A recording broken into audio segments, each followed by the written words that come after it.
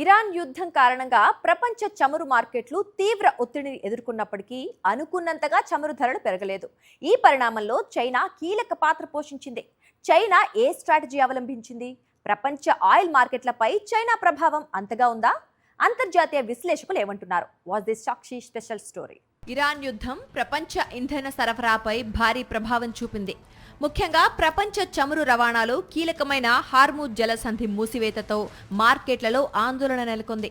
ఒక దశలో Brent crude ధర బ్యారెల్కు $120కు చేరువైంది. అయితే గతంలో జరిగిన చమురు సంక్షోభాల మాదిరిగా ధరలు అదుపు తప్పలేదు. దీనికి ప్రధాన కారణంగా చైనా చమురు దిగుమతులను భారీగా తగ్గించడం, అలాగే తన వ్యూహాత్మక నిల్వలను వినియోగించడమేనని పేర్కొంటున్నారు. చైనా వద్ద సుమారు బిలియన్ బ్యారెళ్లకు పైగా వ్యూహాత్మక చమురు నిల్వలున్నట్లు విశ్లేషకులు చెబుతున్నారు. చైనాలో ఎలక్ట్రిక్ వాహనాల వినియోగం పెరగటం, ప్రత్యామ్నాయ ఇంధన వనరులపై ఆధారపడటం కూడా చమురు డిమాండ్ను తగ్గించింది. దీంతో యుద్ధం ప్రభావం ఉన్నప్పటికీ ప్రపంచ మార్కెట్లలో డిమాండ్ ఒత్తిడి కొంత మేర తగ్గిందని నిపుణులు అంచనా వేస్తున్నారు.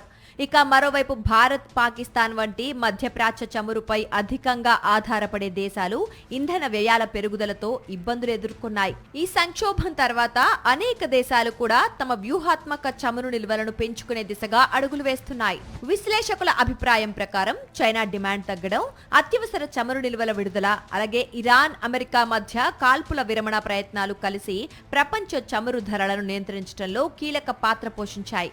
అయినప్పటికీ మార్కెట్లు పూర్తిగా సాధారణ స్థితికి చేరుకోవడానికి మరికొన్ని నెలలు పట్టే అవకాశం ఉందని హెచ్చరిస్తున్నారు. ప్రపంచ చమురు మార్కెట్లో చైనా ప్రభావం ఎంత కీలకమో ఈ సంక్షోభం మరోసారి స్పష్టం చేసింది. భవిష్యత్తులో ఇంధన భద్రత కోసం వ్యూహాత్మక నిల్వల ప్రాధాన్యం మరింత పెరగనున్నట్లు నిపుణులు చెబుతున్నారు. మరిన్ని అప్డేట్స్ కోసం ఛానల్ ను సబ్స్క్రైబ్ చేయండి. నోటిఫికేషన్స్ కోసం బెల్ ఐకాన్ పై క్లిక్ చేయండి.